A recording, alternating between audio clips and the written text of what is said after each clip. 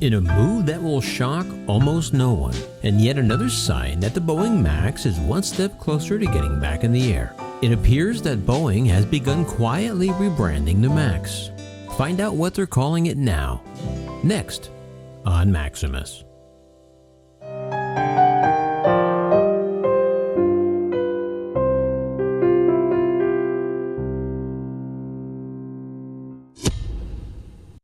Greetings everybody, Maximus here with some actual aviation news during the ongoing aviation apocalypse we like to call 2020.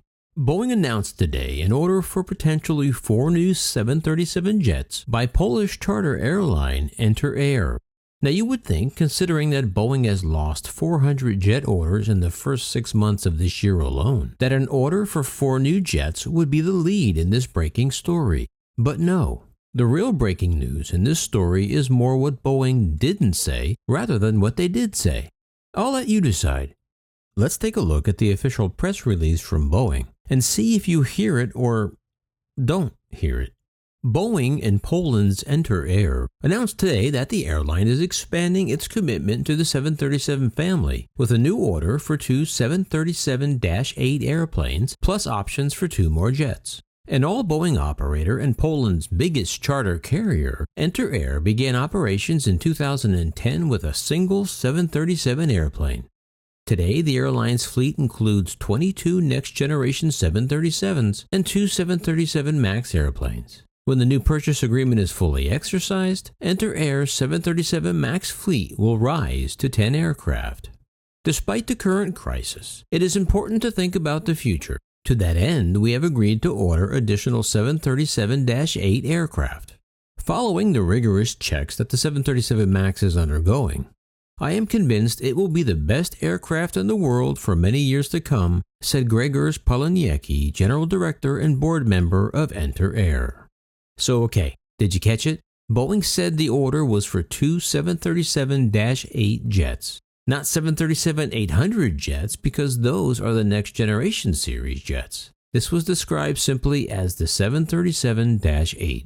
It's also no accident that even Enter Air in the press release initially calls the new jets the 737-8. And yes, Boeing also referred to it as the MAX in the release, which just adds to the confusion. But this is the first time, at least for those of us that pay attention to these kind of details, that Boeing actually referred to the MAX as anything other than the MAX.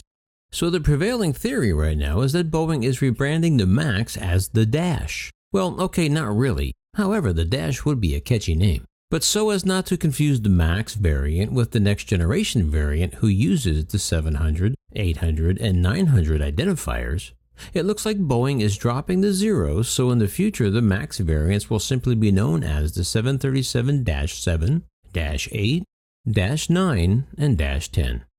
Maybe. On a personal note, I just want to say I am thrilled by this news. Let me give you a little inside baseball on YouTube. My videos on the 737 MAX are by far my most popular videos. But the geniuses over at Google, YouTube's parent company, have deemed the subject of the Boeing MAX too sensitive, and they call it unfriendly to advertisers. So any video published on YouTube about the Boeing MAX gets demonetized, so maybe with a name change that stupid policy will change too, but I rather doubt it. Either way, I'm still going to continue to make MAX videos, regardless of what YouTube does. Still, it's not really clear if Boeing is officially changing the plane's name. We're naming the variant as there are 5 different types overall. The -7, -8, including the 200 versions, the -9, and the -10, spokesperson Peter P. Pedraza told the Business Insider, noting that Boeing did use the MAX name in the press release. The Business Insider also said that a rebranding of the troubled jet wouldn't be too surprising. Last year, a Boeing executive reportedly said the company was indeed open to the idea of rebranding the MAX.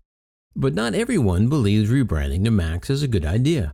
Last December, Robert Isom, the president of American Airlines, who operates a large fleet of the MAX jets, said, "Rebranding the MAX makes no sense. He insists that there should be no rebranding of the aircraft."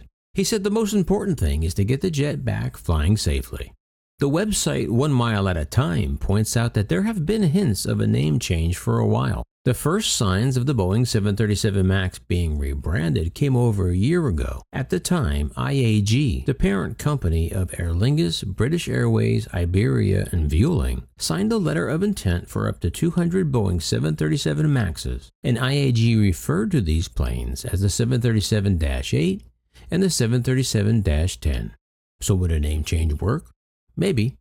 Following the tragic 1996 crash of ValueJet 592 in the Florida Everglades, ValueJet was rebranded AirTran in 1997 and operated under the new name until they were acquired by Southwest Airlines in 2014. So yeah, it's possible a rebrand can help the MAX.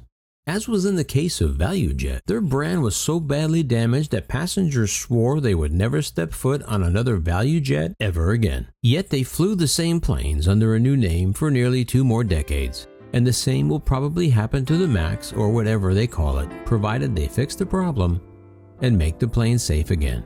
Personally, I like the idea of dropping the MAX name from the planes, regardless of which number identifiers they decide to use. The word MAX has become so toxic and off-putting that just the sound of the name triggers people to a wide variety of emotions, so just get rid of it. Make the plane safe, and over time, people will begin to fly it again, just like they did with the 727 and ValueJet. Well, that's it for me. What do you think about rebranding the 737 MAX? Let me know down below. Don't forget to subscribe, like, share, and ring the bell. And as always, remember, leave the rubber on the runway and your troubles on the ground. And I will see you next time in the air. Yeah, this is Maximus.